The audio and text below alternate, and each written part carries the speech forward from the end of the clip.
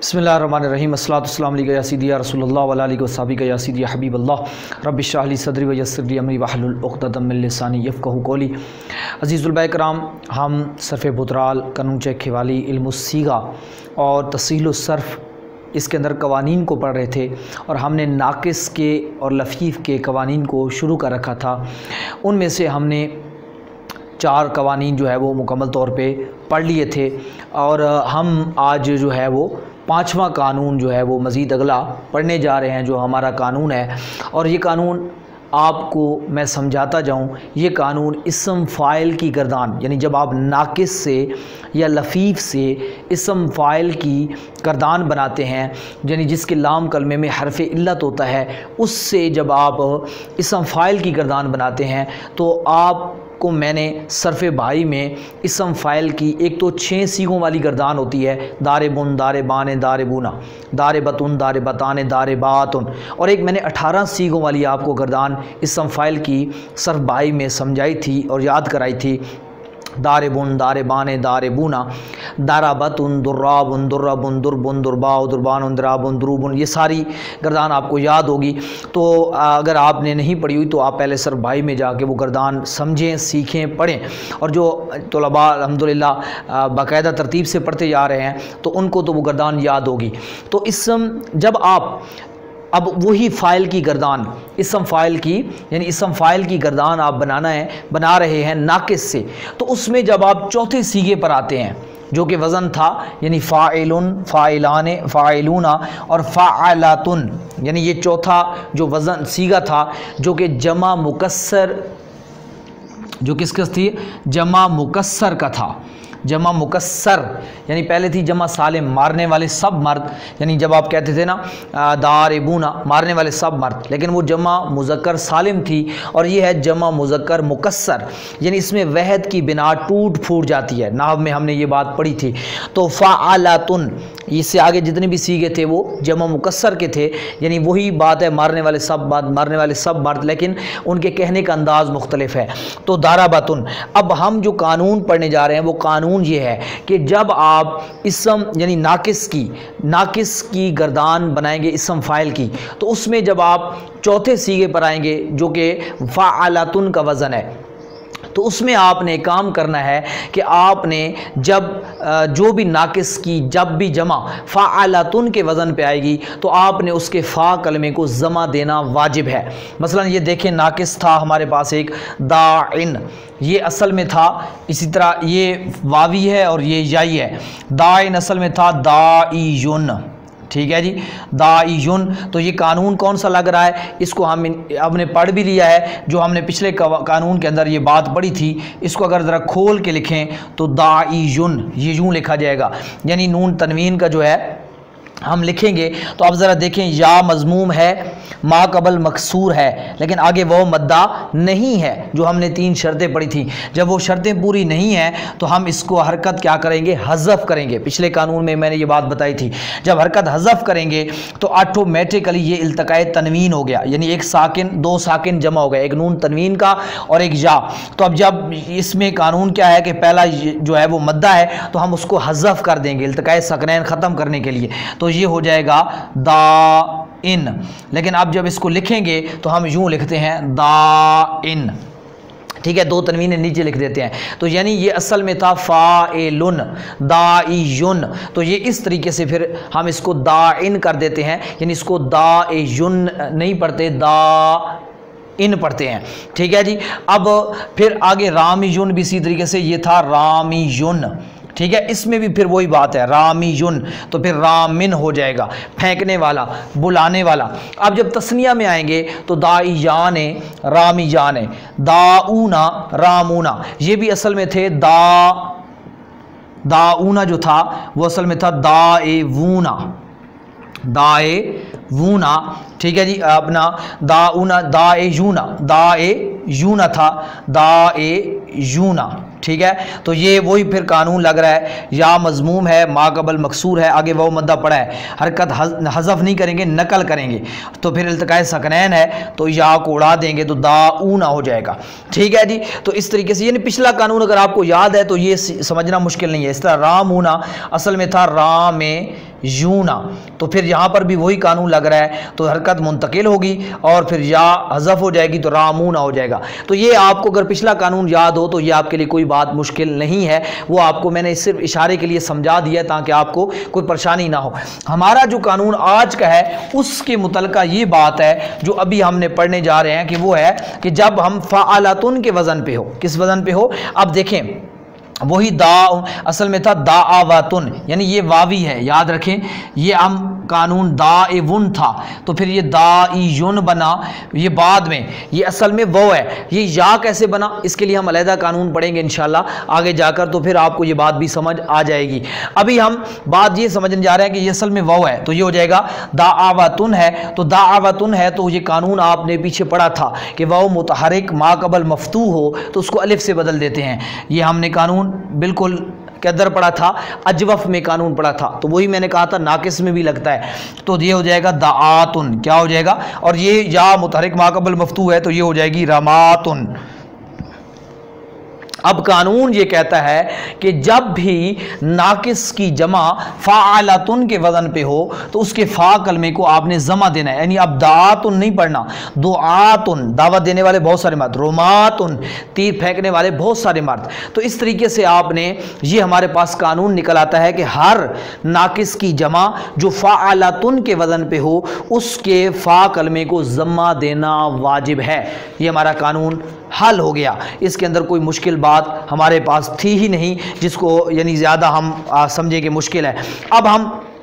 اس سے اگلے قانون کی طرف جا رہے ہیں جو کہ ہم پیچھے آپ کو التقائے، اب میں اس سے اگلا چھٹا قانون پڑھانے جا رہا ہوں، اسی کے ساتھ ہم پڑھنے جا رہے ہیں کیونکہ یہ آسان ہے اس لیے میں قوانین کو اکٹھا کر رہا ہوں، اگلا قانون پڑھنے جا رہا ہوں۔ یہ قانون ختم ہو گیا، آپ کو میں نے اس کی تفصیل سمجھا دی، اب آپ اس کی پریکٹس کریں گے، یعنی ناقص کے الفاظ نکالیں، ان کی اسم فاعل بنائیں اور اسم فاعل بنا کے آپ چوتھے سیغے پہ آئیں، اور پھر مزے کی بات یہ ہے کہ اس اسم فاعل کی گردان میں آپ کا جو یہ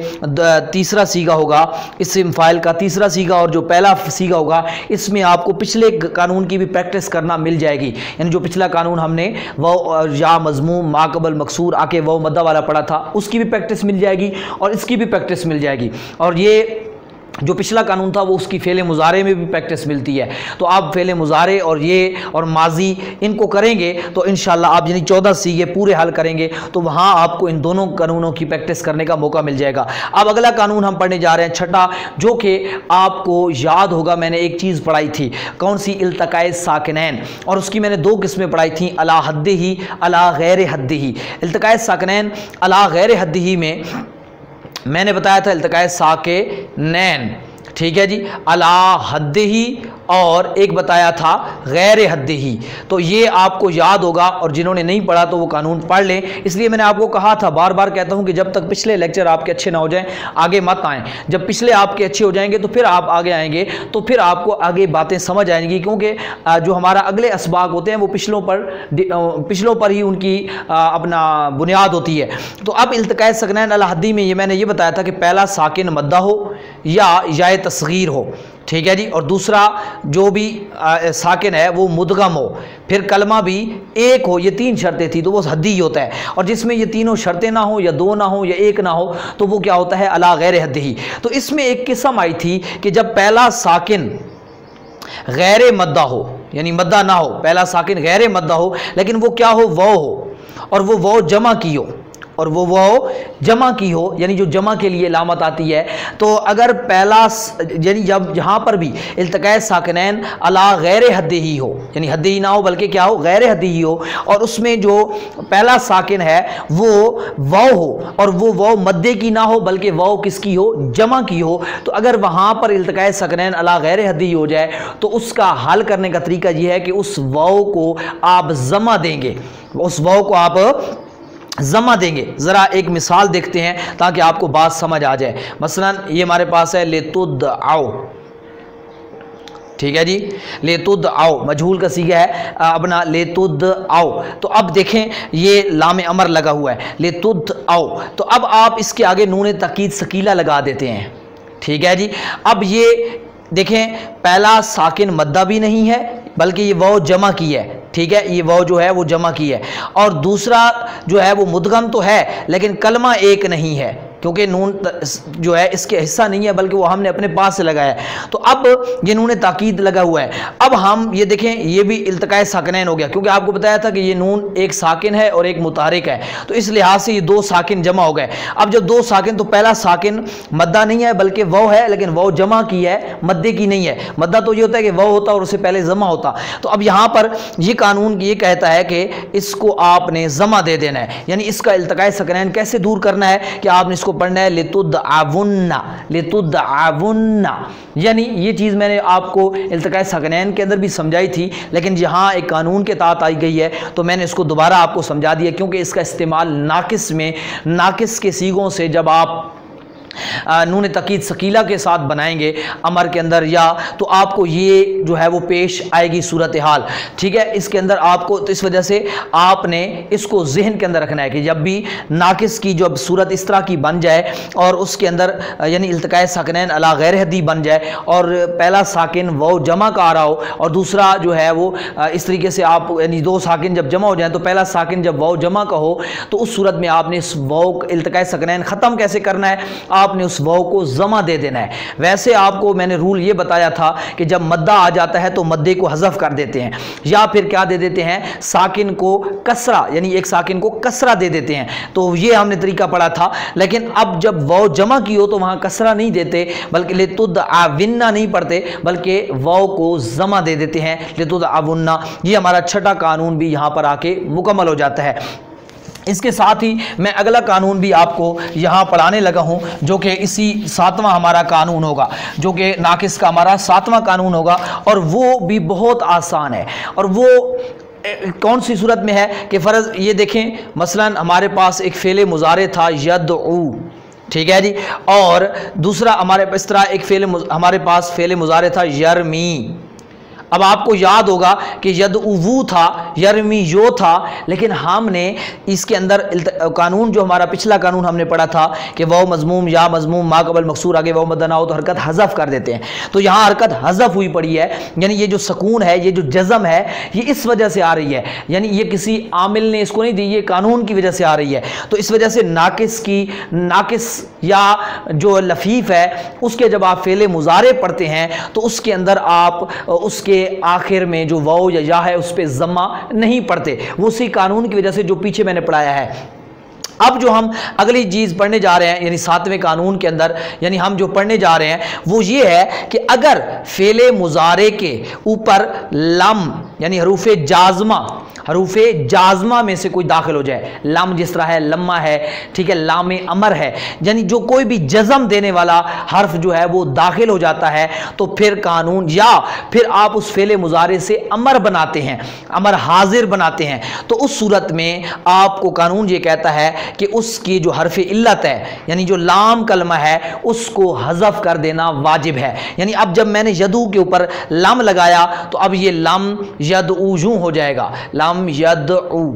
ٹھیک ہے، لام یدعو نہیں ہوگا، یعنی واو جو ہے وہ ختم ہو جائے گی۔ اسی طرح لام لگے گا تو لام یرمی ہو جائے گا، یعنی یہ قانون یہ کہتا ہے۔ تو ہم نے یہ آپ کو تھوڑا سا یاد ہوگا، میں نے جب مضارع کا اعراب نحو میں پڑھایا تو وہاں پر بھی یہ چیز ڈسکس ہوئی ہے، اس لیے وہاں پر بھی یہی قانون اگر آپ نے سمجھا ہوا ہے تو وہاں بھی آپ کو سمجھنا آسان ہو جائے گا کہ ہر ناقص واوی ہو یا یائی ہو، ٹھیک ہے جی، اس کا فعل مضارع اگر اس کے اوپر حروف جازمہ میں سے کوئی آ جائے، ٹھیک ہے جی، حروف جازمہ میں سے کوئی آ جائے تو آپ کے اوپر کیا بنتا ہے کہ اب اس کو جو ہے حرف علت کو جو ہے وہ حمزے سے حرف علت کو حذف کر دینا واجب ہے، حرف علت کو حذف کر دینا واجب ہے۔ اسی طریقے سے اگر جب آپ اس سے امر حاضر بناتے ہیں، اب دیکھیں مثلا ہمارے پاس تھا تدعو، یہ کون سا سیگا تھا؟ حاضر کا سیگا ہے ہمارے پاس، تو ایک مرد بلاتا ہے یا بلائے گا۔ اسی طریقے سے ہمارے پاس تھا ترمی، تو ایک مرد تیر پھینکتا ہے یا پھینکے گا، یہ میں حاضر کے کیونکہ حاضر کی گردان بنانے لگا ہوں تو فعل مضارع حاضر کے سیگے لوں گا۔ آپ کو سر بھائی میں نے پڑھایا تھا کہ حاضر کو یہ وہی طریقہ استعمال ہوگا۔ اب آپ کو امر بنانے کا طریقہ معلوم ہے حاضر کا، غیب کی نہیں بات ہو رہی، حاضر کی، تو اب اس کے شروع سے حروف مضارع ہٹا دیتے ہیں۔ جب حروف مضارع ہٹایا تو ذرا آپ شکل دیکھیں، یہ بن جائے گی، ادھر یہ بن جائے گی۔ تو اب آپ ذرا دیکھیں، میں نے آپ کو ایک بات بتائی تھی کہ اگر حروف مضارع کو حذف کرنے کے بعد اگر حرف ساکن بچ جائے تو پھر حمزہ وصلی اپنے پاس سے لے آتے ہیں۔ پھر ہم نے عین کلمے کو دیکھنا ہوتا ہے، اگر اس پہ زیر ہے، کسرہ ہے، تو حمزہ وصلی پہ بھی کسرہ ہوگا، اور اگر پیش ہے تو اس پہ بھی پیش ہوگی۔ پھر ابھی ہم جو قانون پڑھنے جا رہے ہیں، ویسے تو ہم نے وہاں یہ پڑھا تھا کہ اس کے لام کلمے کو کیا دے دو؟ جزم دے دو، لام کلمے کو جزم دے دو، لام کلمے کو جزم دے دو۔ لیکن اب یہاں قانون یہ پڑھنے جا رہے ہیں کہ اگر وہ کلمہ ناقص ہے، یعنی اگر ناقص نہیں ہو تو وہاں جزم آتی ہے صرف، جس طرح کہ ہم نے تدربو سے ادرب بنایا تھا، تنصرو سے انصر بنایا تھا۔ لیکن اگر ہمارے پاس صحیح نہیں ہے بلکہ ناقص ہے کوئی کلمہ، چاہے واوی ہے یا یائی ہے، اگر اس فعل مضارع سے آپ امر بنانے لگے ہیں تو پھر اس کی جو جزم ہے وہ طریقہ کار یہ ہوگا کہ آپ نے اس کے لام کلمے کو حذف کر دینا ہے۔ یعنی اب کیا ہو جائے گا؟ یہ ارمی، یہ کیا ہو جائے گا؟ اد او، ٹھیک ہے؟ اب یہ طریقہ کار ہو جائے گا۔ اب بہت ہی بات آسان ہے، کوئی مشکل بات نہیں ہے، جس کو آپ نے اپنے ذہن میں رکھنا ہے۔ کیا بات ہے کہ جب بھی فعل مضارع ناقص کا یا لفیف کا فعل مضارع ہو، یہ ناقص کی ہے، اگر آپ لفیف لے آتے ہیں، مثلا ہمارے پاس لفیف کا ایک لفظ ہے یتوی، دیکھیں یہ ایک لفظ ہے یتوی، یو تھا، اب اس سے میں اگر اس کے اوپر لام لگا دیتا ہوں تو یہ کیا ہو جائے گا؟ یہ لام کلمے کے اندر جو حرف علت ہے یہ حذف ہو جائے گا، یہ ہو جائے گا لم یتوی۔ اسی طریقے سے میں فرض کریں میرے پاس ایک لفظ ہے یکی، کیا لفظ ہے؟ وقا یکی، ٹھیک ہے جی؟ تو یہ یکی، یہ اصل میں تھا یو کے یو۔ تو پھر آپ کو ایک قانون یاد ہوگا تھوڑا سا مثال واوی والا، کہ ہم نے کہا تھا کہ جب مثال یعنی فا کلمے میں وہ ہو اور یف یعنی مثال واوی، تو وہ اگر یفعلو کے وزن پہ آئے تو اس کے اندر سے فا کلمے کو حذف کر دینا واجب ہوتا ہے۔ تو اس وجہ سے یہ یاکی جو تھا، تو پھر آپ کو یا کے اوپر تو ضمہ حذف ہو گیا اس قانون کی وجہ سے جو پچھلا ہم نے پڑھا تھا۔ اب جب ہم نے اس کے اوپر لام لگایا تو اس کے لام کلمہ کیا ہو جائے گا؟ حذف ہو جائے گا، اور یہ ہو جائے گا لام یکی، یہ ہو جائے گا لام یکی، یعنی نہیں بچا تھا یا نہیں، یعنی وہ ایک مرد۔ تو اب دیکھیں اسی طریقے سے، یعنی یہ میں نے لفیف مفروق کی مثال دی، وہ لفیف مقرون کی مثال دی، یعنی چاہے ناقص واوی ہو یا یائی ہو، لفیف مفروق ہو یا مقرون، یعنی جس کے بھی لام کلمے میں حرف علت آ گیا ہے جو مضارع میں، تو اس کے اندر اگر آپ نے اس کے اوپر حرف جازمہ داخل کیا، جس طرح کہ لم ہے جزم دینے والا، کوئی بھی حرف جازمہ داخل کیا تو اس صورت میں اس کے لام کلمے کو یعنی اس واو اور یا کو حذف کر دینا واجب ہے۔ اسی طریقے سے اگر آپ اس سے امر بناتے ہیں، جس طرح میں اگر تتوی ہو، یہ تتوی، ٹھیک ہے جی؟ تتوی یہ ہے ہمارے پاس، اس سے میں اگر امر بناؤں تو یہ بنے گا اتوی، یعنی یا جو ہے وہ حذف ہو جائے گی، اتوی۔ اس سے اگر بناؤں گا تو اگر فرق کریں، ہمارے پاس تھا تقی، کیا تھا؟ تقی۔ تو اب ذرا دیکھیں تا جب حذف کی تو ہمیں حمزہ وصلی لانے کی یہاں ضرورت ہی نہیں ہے، کیونکہ پہلا حرف ساکن نہیں ہے، متحرک ہے، اور آخر میں لام کو ہم لام کلمے یا کو حذف کریں گے تو یہ صرف ہمارے پاس بچ جائے گا قاف زیر کی کا معنی ہوگا بچ، تو ایک مرد، ٹھیک ہے جی؟ تو یہ ہے ایک حرف، یہ ایک بڑی دلچسپ بات بھی ہے کہ ہے ایک حرف ہے، لیکن یہ حرف نہیں ہے بلکہ یہ پورا ایک جملہ ہے۔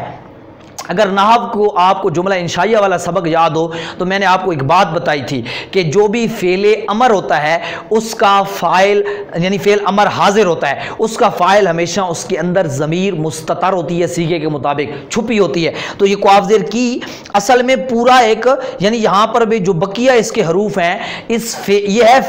فعل امر، اس کے بقیہ حروف قانون کی وجہ سے حذف ہو چکے ہیں، اور اصل تو اس کے اندر انت بھی پوشیدہ ہے، تو ایک بچ، ٹھیک ہے جی؟ تو اب اس وجہ سے کئی مرتبہ یہ ایک اپنا کیا نام ہے دلچسپ بات جو ہوتی ہے وہ کئی لوگوں سوال کے طور پہ بھی پوچھ لیتے ہیں، یا آپ کسی سے بھی پوچھ سکتے ہیں کہ یعنی کوئی ایک ایسا جملہ بتائیں جس میں صرف ایک حرف استعمال ہوتا ہو، کوئی ایک ایسا جملہ بتائیں جس میں صرف ایک حرف استعمال ہوتا ہو، تو وہ یہی ہے ٹھیک ہے جی، آپ کو ابزر کی ہے۔ اس طریقے سے اور بھی یعنی ایک کہاوت کے طور پہ بھی آپ اس کو پوچھ سکتے ہیں، یعنی میں آپ سے کہاوت یعنی عربی کی کہاوت پوچھتا ہوں نحو کے اعتبار سے، تو یہ سوال ہو سکتا ہے، تو اس کا یہ جواب ہوگا آپ کے سامنے ہے۔ یعنی جو بھی اس طرح کا، یہ صرف اسی کی بات نہیں ہے، اور بھی الفاظ ہو سکتے ہیں، ٹھیک ہے جی، جن کے اندر یہ مسائل پیش آئیں گے، تو وہاں آپ یہی آپ کو صورتحال نظر آئے گی کہ وہاں ایک حرف ہوگا، تو وہ ایک حرف نہیں ہے، وہ پورا ایک جملہ ہے، لفظ بھی نہیں بلکہ پورا ایک جملہ ہے۔ ویسے تو آپ کو پتہ ہے کہ لفظ بھی میں بھی کم از کم 3 حروف، یعنی جو بھی ہم نے پڑھا تھا کم از کم 3 حروف ہوتے ہیں، یعنی کم سے کم ثلاثی ہوتا ہے نا، ہم نے پڑھا تھا نا، جو بھی چاہے اسم ہے یا فعل ہے کم سے کم ثلاثی ہوتا ہے۔ تو اس میں تو آپ کہیں گے کہ ایک یعنی اسم ہے یا فعل ہے، تو حرف میں کبھی کبھی ہوتے ہیں کہ ایک حرف، یہ بھی حرف۔ تو اب یہاں پر دیکھیں، یہاں تو یہ پورا لفظ نہیں، پورا جملہ ہے اور وہ ایک حرف ہے، تو ظاہری طور پہ یہ ایک حرف ہے، لیکن حقیقت میں اگر اس کی اصلی شکل میں جائیں گے تو یہ صورتحال بن جائے گی۔ تو امید ہے آپ کو میری بات سمجھ آ گئی ہوگی کہ اب کیا ہم نے قانون پڑھ لیا کہ جب بھی فعل مضارع ناقص کا ہو، یعنی جس کے لام کلمے میں حرف علت، ناقص سے مراد ہوتا ہے چاہے لفیف ہو یا جو بھی، یعنی جس کے لام کلمے میں حرف علت آ گیا ہے، واو یا یا الف، تو اس کے اگر اوپر آپ نے کیا داخل کیا، حروف جازمہ داخل کیے، تو اسی طریقے سے اگر فرض کریں یہ یکشا ہے ایک لفظ، یکشا، تو یہ دیکھیں الف آیا ہے، تو اس کے اوپر لام لگاؤ گے تو یہ بن جائے گا لام یکشا، یعنی الف کیا ہو جائے گا، حذف ہو جائے گا۔ اسی طریقے سے اسے اگر آپ نے اپنا کیا نام ہے امر بنایا تو وہ ہو جائے گا اکشا، کیا ہو جائے گا، اکشا۔ اب اگر یہ قانون آپ نے سمجھ لیے جو ابھی آپ کو بتا رہا ہوں، تو پھر آپ کو میزان و صرف کے اندر ایک آخر میں ملحقات کے جو ابواب آئے تھے، اس میں ایک باب جو ہے وہ ہم نے پڑھا تھا، اس باب میں بھی اس طرح کی صورتحال پیش آئی تھی کہ میں نے آپ کو بتایا تھا کہ یہ جب آپ قانون پڑھیں گے تو یہ باب آپ کو سمجھ آ جائے گا۔ وہ جو آخری ہمارا باب تھا اس کے اندر جو ہے وہ اپنا کیا نام ہے